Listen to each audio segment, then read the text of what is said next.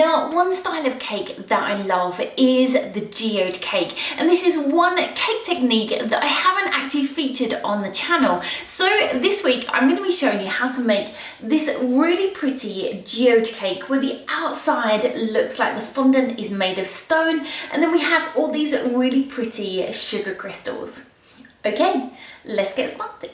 So the cake I'm going to use today is a 5-inch sponge cake. So I actually baked my 6-inch sponge cake recipe in 2 5-inch tins just to give me a slightly taller cake, and I will put the recipe in the description below. So I've got 4 separate layers that are just over 1 inch in height each. Now I'm going to be stacking these cakes up with a layer of white chocolate ganache in the center before going around the outside, just adding on a crumb coat. All a crumb coat is going to do is just lock in any loose crumbs on the outside of your cake.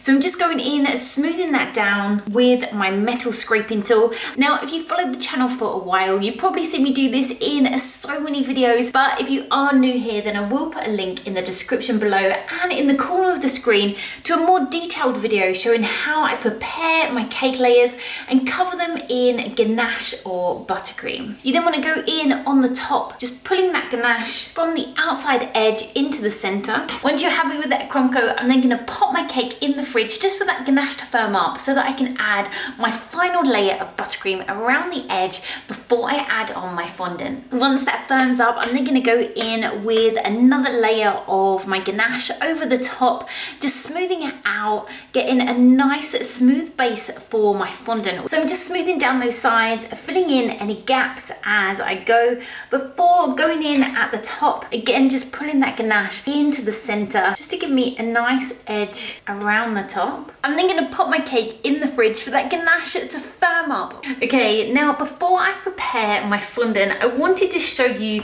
the sugar crystals that I'm going to use to create the geode effect so that I can match my fondant to the colors that I'm going to be using. Now here I've got such a variety of sugar crystals, and these ones are by Halo Sprinkles. So if I open one of those tubs, you can just see that we have loads of different sugar crystals. Now we've got green ones, we've got the prettiest blue ones, we've got purple ones, pink ones, some white ones, and also some red ones. Now you guys know I love pinks and purples, so for this video I thought I would use some of the purple ones, maybe add in some of the pink ones, and I'm going to be using the white ones along the edge. Now I'm going to be using some of the pre-colored sugar crystals, but you can also get the white ones and color them yourself with some gel color just mixed with a little bit of rejuvenating spirit. Now I do actually have a 10% off discount code for the Halo Sprinkles, which you can also get on the Sweet Stamp website, and I will put the discount code in the description below. Okay, so now that I've got the colors of the sugar crystals that I'm going to be using on the cake, I can create my fondant to complement this. So in order to create the fondant, I'm going to create a slightly purple marbled effect. Now you've probably seen me do marble a lot on the channel, and I actually did a marble cake board last week. So I've got a large ball of white fondant, and I've also got 2 smaller pieces of purple fondant. Now I've just used some of the Colour Splash Violet just to give me similar shades to what I'll be using for the sugar crystals. Now, as well as my fresh fondant, this is going to go against everything that you know about working with fondant. I've actually left some pieces of fondant to dry overnight, so it's still slightly soft. As you can see, it's all dried and cracked, and this is because I want to create a textured stone effect. So I'm going to be adding some of that dried fondant in with my fresh fondant. I'm going to start just by creating the marbled effect. So I want just a subtle marble, so we keep a lot of that lighter white color. So I've just started with that light lilac. I'm just going to add a few pieces, just rolling this into thin sausages, pushing that into the white. We just want coloured streaks running through. I've then got some of the dark purple, and I'm going to start to knead that through. So we just want that purple to start to disperse through the white. I want this running in lots of directions, so you can just twist and break up that fondant. And as that runs through, I'm going to add a few more darker pieces. Now, as I do that, I'm also gonna flatten it out and take some of that fondant that's been left overnight, and I'm just gonna crumple this over the top.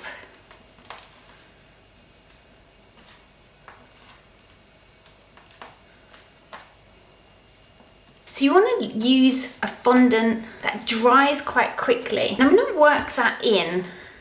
You want to stop when you can still see some of that white, we've got some of the lilac, and we've also got some of that dark purple. Now, usually I would use my fondant straight away to make sure that it's nice and soft and fresh, or if I wasn't going to use it straight away, I would wrap it in cling film and put it in an airtight container.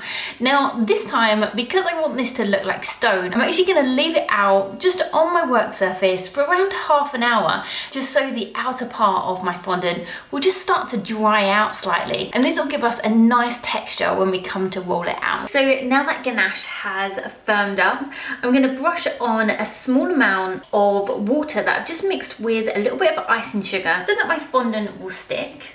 It's now time to roll out my fondant. So this has been sitting for around half an hour, and as you can see, if I just pull my finger across the top, as we pull that away, we get some cracks. Now I'm going to start rolling this from the back rather than the smooth front. So we've got all of these joins where we kneaded the fondant together.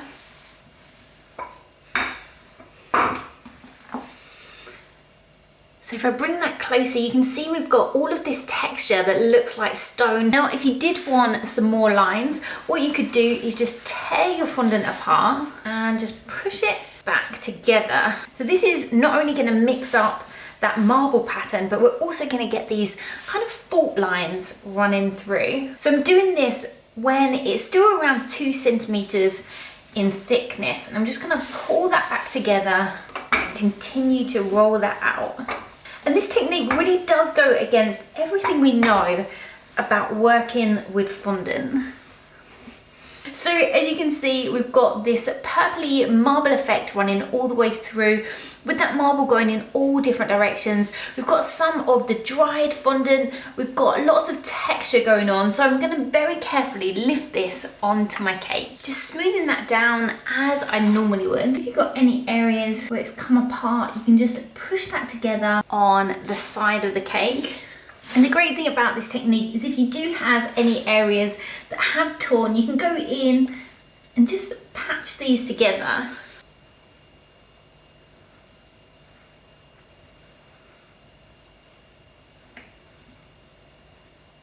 I'm then going to go in as I normally would and just trim off any excess around the bottom before going in first of all with my paddle smoothers. So just using those just to push against the side, smoothing out any of that fondant that may be overlapping. You can then use these on that top edge. So I'm using one on the side and one on the top, just pushing that into the sharp edge. I can then do exactly the same, just working around that top edge, but this time just using my flexi smoothers, just pushing one on the side and one on the top, just to give me a really nice finish. And as you can see, as I move that cake around, we've got loads of texture going on, and it's really starting to resemble some stone. I need to work out where I want to put those sugar crystals. So I really like we've got this texture running down. So I'm going to have some of the crystals at the top and some at the bottom. So I'm going to use my drizzling tool just to start working out which parts I want to cut out. And you can have the area as big as you like.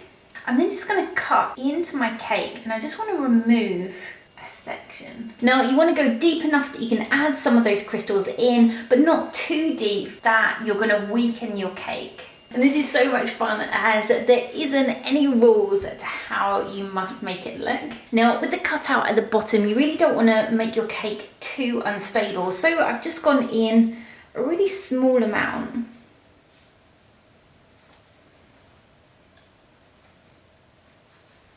Now to give you a base to stick your sugar crystals onto, I'm going to go in with a small amount of ganache, just going over that cake. Before before I add my sugar crystals, because I am going to be adding them to the bottom, the first thing I'm going to do is move this onto my board. So I've got an 8-inch masonite board. So this is just like a drum board, but it's covered in a matte white finish.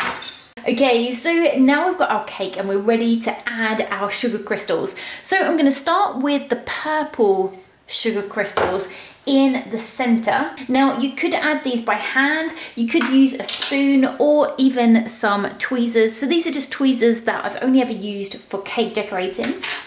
So I'm just pushing those against that soft ganache. If you do find that they're not sticking, you could go in with some edible glue. You just want to make sure that as you're pushing them in, you're covering up that chocolate ganache, and then work my way out. So I've got some of the lavender ones, and I'm gonna pop a few of the light pink ones in there, and then along the edge I'm gonna come out with the white ones, so we're creating a slight ombre effect.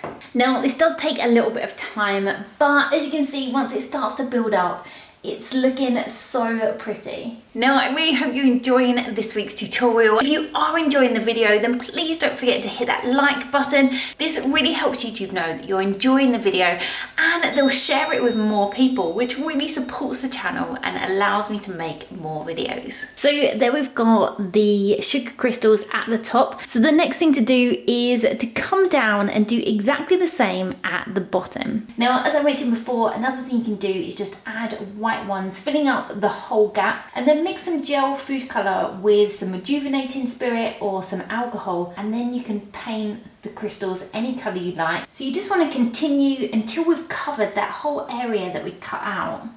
So I'm just adding some of those sugar crystals down those creases. And once you're happy with the two sections have been filled with your sugar crystals, I'm going to finish this off with a small amount of gold edible paint just around the edge. So I've got this Glamorous Gold Metallic Luster Dust by Sweet Sticks. So I'm going to pop a small amount of that into a paint tray, add in some dipping solution. So all the dipping solution is going to do is just turn this into an edible paint. Now, if you didn't want to use a dipping solution, I do have a video where I show you 6 different things that you can add to luster dust to create an edible paint. And I will put a link to this in the description below. I'm then going to go in just on the edge of those sugar crystals. And I'm not being particularly neat, I'm just letting the edge of that brush just graze against some of those crystals. And you can also run some of that gold just into some of those cracks.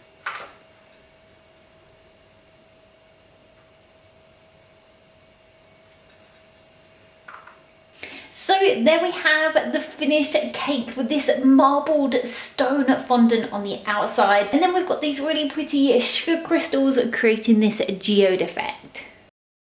I really hope you've enjoyed this video tutorial and will be able to use this geode effect on your own cakes. If you have enjoyed the video, as always, don't forget to give it a like. And if you'd like to see more videos like this and you haven't already, then don't forget you can subscribe to the Cake Spellings YouTube channel. You can also hit that notification bell next to the subscribe button, and this will just alert you every time I upload a new video. Now, I will put a link to all the tools that I've used to create this cake in the description below, so you can find them there. So until next time, bye!